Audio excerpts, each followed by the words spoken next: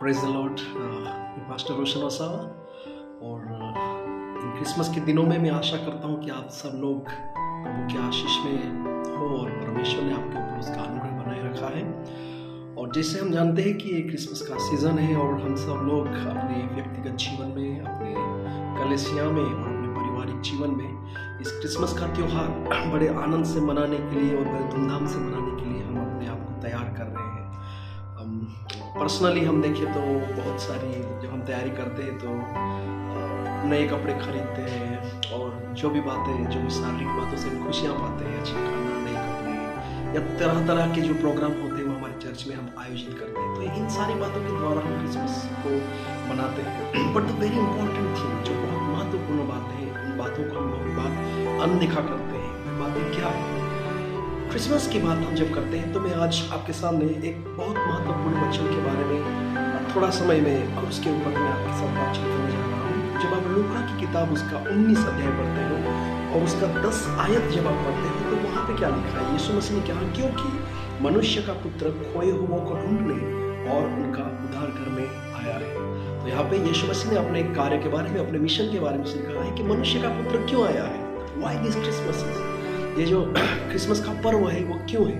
ये सवाल के साथ हम आज थोड़े समय इस वचन के बारे में हम मनन करेंगे कि परमेश्वर का पुत्र यीशु मसीह क्यों आया। कि वो इसीलिए आया ताकि हम उसके आने के अवसर पर, उसके आने के इस समय के ऊपर हम उसका स्मरण करते हुए हम सिर्फ केवल शारीरिक आनंद को मनाएं? नहीं। जब परमेश्वर का वचन कहता है मनुष्य का पुत्र खोए हुओं को ढूंढने के लिए आया है, तो ये सबसे बड़ा सवाल है, कौन खोया हुआ है? कौन खो गया है? कब खोया था और कैसे खोया था? इस सवाल के ऊपर थोड़ा गौर करना पड़ेगा, क्योंकि यीशु मसीह इस दुनिया में इसीलिए आए ताकि वो खोए हुओं को ढूंढ पाए। राइट? तो यहाँ पे हम देखते हैं कि खोया हुआ ये वर्ड जब इस्तेमाल किया गया है तो उस भेड़ के समान, उस भेड़ के लिए ये शब्द इस्तेमाल किया जाता है जब एक चरवाहा अपनी भेड़ों को चराने के लिए जाते हैं और वो भेड़ अचानक से खो जाती है। राइट? और इसीलिए यीशु मसीह ने, जब हम लूका की किताब उसके 15 अध्याय में हम देखते हैं कि सबसे पहला जो दृष्टांत के द्वारा यीशु मसीह ने बातचीत की है वो एक खोई हुई भेड़। ऑफ कोर्स हम इन बातों को हम बाइबल के अंदर बहुत जगह पे पढ़ सकते हैं भेड़ के बारे में। लेकिन जब प्रभु यीशु मसीह खोए हुओं को ढूंढने के लिए आया है तो ये सवाल ये है कि कौन खोया था। हम उत्पत्ति की किताब उसका 3 अध्याय में जाएंगे। बाइबल का सबसे पहला सवाल, बाइबल में यदि कोई सबसे पहला सवाल पूछा गया है तो वो सवाल ये है, आदम तुम कहाँ है? और ये सवाल परमेश्वर ने आदम से पूछा है।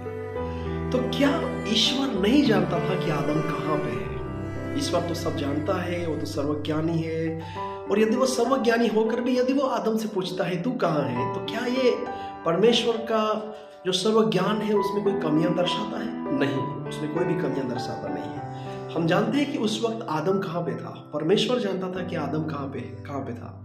जब हम उत्पत्ति किताब उसका 3 अध्याय पढ़ते हैं, जब आदम और हवा ने परमेश्वर की आज्ञाओं को तोड़ा, तो उस आज्ञाओं के तोड़ने के बाद जब उन्हें पता चलता है कि हमने जो भी किया है वो गलत है, वो परमेश्वर के खिलाफ हमने किया है, और उस समय वे परमेश्वर से छिपते फिरते थे।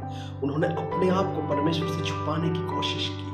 राइट? तो हम यहाँ पे देखते हैं कि जब आदम परमेश्वर से अपने आप को छुपाने की कोशिश करता है तो परमेश्वर जानता है कि आदम कहाँ पे है, किस पेड़ के पीछे छुपा हुआ है और वो क्यों अपने आप को छुपाने की कोशिश करता है। तो परमेश्वर ने कहा, आदम तू कहाँ है? और ये बाइबल का जो सबसे पहला सवाल है, ये सवाल परमेश्वर ने मनुष्य की खोज के बारे में दर्शाने वाला सवाल है। जो खोज परमेश्वर ने मनुष्य के लिए की है, उस खोज को ये शब्द इतनी गहराई से दर्शाता है, क्योंकि परमेश्वर जानता है, लेकिन परमेश्वर ये जानना चाहते हैं कि आदम तू कहाँ पर है। परमेश्वर ये बताना चाहते हैं कि आदम तू जान ले तू कहाँ पर है, क्योंकि ये बहुत जरूरी था कि इसके पहले कि जो पाप के कारण, आज्ञाभंग के कारण जो रिलेशनशिप, जो नाता परमेश्वर और मनुष्य के बीच में टूट चुका था, उस नाते को यदि मनुष्य जोड़ना चाहता है किसी भी तरह, तो उसमें वो कभी भी सफल नहीं हो सकता है। पहली बात, मनुष्य अपने आप परमेश्वर से कभी भी नाता नहीं जोड़ सकता है। अब जो कि परमेश्वर ने जो नाता, जो रिश्ता यहाँ पे बनाया था मनुष्य के साथ,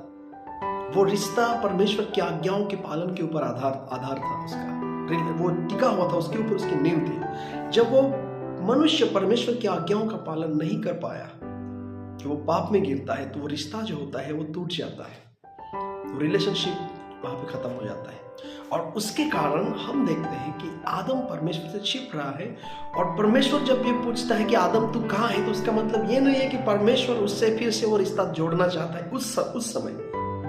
उस समय जब आदम परमेश्वर छिप रहा था, उस समय परमेश्वर आदम से रिश्ता जोड़ना चाहता है, उसका मतलब ये नहीं है। बट ये दर्शाता है कि परमेश्वर आदम को उसकी वास्तविकता बताना चाहता है कि आदम जिस जगह पे तू खड़ा है, आई थिंक मतलब जिस पोजीशन में तू अब है, जिस स्थिति में तू है, वो स्थिति मेरे साथ रिलेशनशिप या रिश्ता जोड़ने के लिए योग्य नहीं है। इस परिस्थितियों में तू मेरे साथ रिलेशनशिप जोड़ नहीं सकता। तू लाख चाहे कोशिश कर, तू अपने लिए वस्त्र बना या अपने लिए कुछ भी बना, लेकिन तू मेरे से नाता नहीं जोड़ सकता। तो जब आदम ने अपने लिए वस्त्र बनाए, जब उसको अपनी नग्नता का ख्याल हुआ कि मैं नग्न हूँ, अपनी नग्नता का जब उसको ख्याल आ जाता है, तो दैट टाइम उसने कोशिश की, आदम और हवा ने अपने आप को छुपाने के लिए, अपने आप की नग्नता छापने के लिए उसने कोशिश की। तो हम देखते हैं कि जब वो ऐसा कर रहे थे, तो ये मनुष्य की उन कोशिशों को दर्शाता है जो मनुष्य अपने धर्म के द्वारा, अपने कर्म कांडों के द्वारा परमेश्वर से मिलना चाहता है। वो जो नाता टूट चुका है, उस नाते को वो फिर से जोड़ना चाहता है। तो परमेश्वर कभी भी अपने कर्मकांडों से, अपने धर्म के द्वारा परमेश्वर से मनुष्य अपने आप को जोड़ नहीं पाएगा। वो जो रिलेशनशिप टूट चुका है, जो नाता टूट चुका है, वो कभी भी जुड़ नहीं पाएगा। And therefore here need the initiative of God. यहाँ परमेश्वर ने खुद वहां पे कदम उठाना बहुत जरूरी है। तो परमेश्वर ने यहाँ पे खुद कदम उठाया है। जब यीशु मसीह कहते हैं कि मैं खोए हुए को ढूंढने आया हूँ, तो ये खोया हुआ कोई और नहीं था, आदम खुद था, हम थे, हम सब। आदम के अंदर हर एक व्यक्ति, वो किसी भी धर्म का हो, वो चाहे किसी भी कुल का हो, किसी भी देश का हो, किसी भी जाति का हो, कोई भी भाषा बोलने वाला हो, लेकिन ये सबसे पहला जो सत्य है, वो मनुष्य ने अपने आप के बारे में जान लेना चाहिए। और ये सत्य ये है कि हम खो गए हैं। हम अपने ही आज्ञाभंग के कारण परमेश्वर से दूर हो चुके हैं, और हम अपनी कोशिशों के बावजूद, अपने सारे धर्मी माने जाने वाले कामों के बावजूद भी उस रिश्ते को वापस परमेश्वर के साथ वो नाता हम जोड़ नहीं सकते। जब तक परमेश्वर नहीं चाहता, जब तक परमेश्वर नहीं करता वो कार्य हमारे लिए, जब तक परमेश्वर अपना हाथ लंबा नहीं करेगा, बढ़ाएगा नहीं, तब तक वो रिश्ता जोड़ नहीं सकता। तो क्रिसमस इज अबाउट दैट। जो क्रिसमस का पर्व है, उसके बारे में है कि अब तक मनुष्य परमेश्वर से जुड़ना चाहता था, लेकिन अब परमेश्वर मनुष्य के साथ रहने आते हैं, और वो उस खोए हुए मनुष्य को ढूंढने के लिए अपने पुत्र यीशु मसीह को भेजते हैं। अब तक हम खोए हुए भेड़ के नाए थे, हम भटक चुके थे, बट ये जो क्रिसमस का पर्व है, जब यीशु मसीह पैदा हुए, जो कि कभी भी मनुष्य के रूप में नहीं थे, वो परमेश्वर थे, लेकिन उन्होंने हमारे पापों के कारण, हमारे पापों का प्रायश्चित करने के लिए मनुष्य का रूप धारण किया। वे हमारे बीच में आए, और उन्होंने हमें ढूंढ निकाला। बहुत बार हम सोचते हैं कि वो जो ज्ञानी लोग थे, वो यीशु मसीह को ढूंढते आए। ऑफ कोर्स वो उनकी जो खोज थी, वो एक राजा की खोज थी, लेकिन ये खोज केवल मनुष्य की खोज ही नहीं है, लेकिन ये खोज जो है वो परमेश्वर उस खोए हुए मनुष्य को ढूंढने की खोज है। बहुत हुए, क्योंकि हम वो नाता जोड़ना चाहते थे, और परमेश्वर भी ये नाता जोड़ना चाहता है, लेकिन मनुष्य अपने आप से कुछ नहीं कर सकता। परमेश्वर ने वो किया। जो अच्छा चरवाहा है, जो परमेश्वर है, वो हमारे लिए आए, ताकि हम जो खोई हुई भेड़ है उसे वो ढूंढ पाए, और हमारे विश्राम स्थान में वो वापस हमें लेके जाए। तो क्रिसमस इज अबाउट दैट।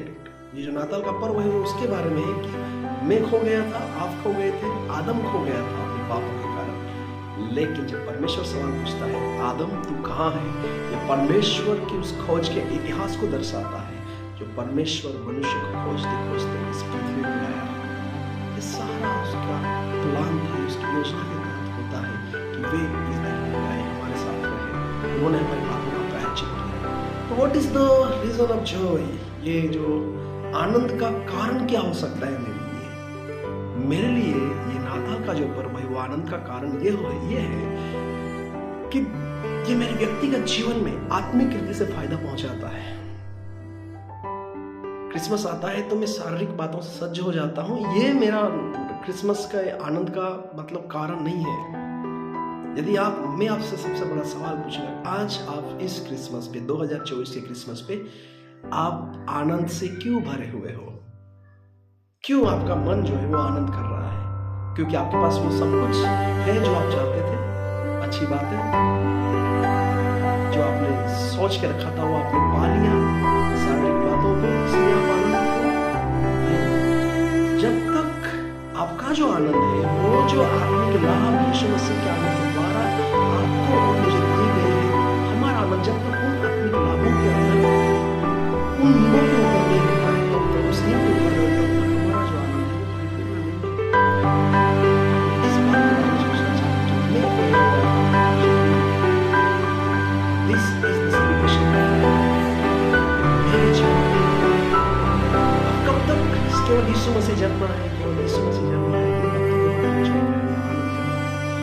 मैं आनंद करता हूँ कि प्रभु यीशु मसीह मुझे ढूंढ निकाला। I was lost, I found।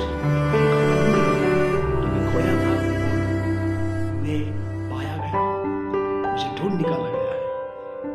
और क्योंकि मैं खोया था, मुझे ढूंढ निकाला है, मैं मरा हुआ था, मुझे जीवित किया है, इसीलिए ये क्रिसमस का पर्व मेरे आनंद का कारण है। आई होप कि ये क्रिसमस का पर्व मैं आनंद क्यों करूं, इसका प्रत्युत्तर आपको मिला है। Thank you. Happy Christmas.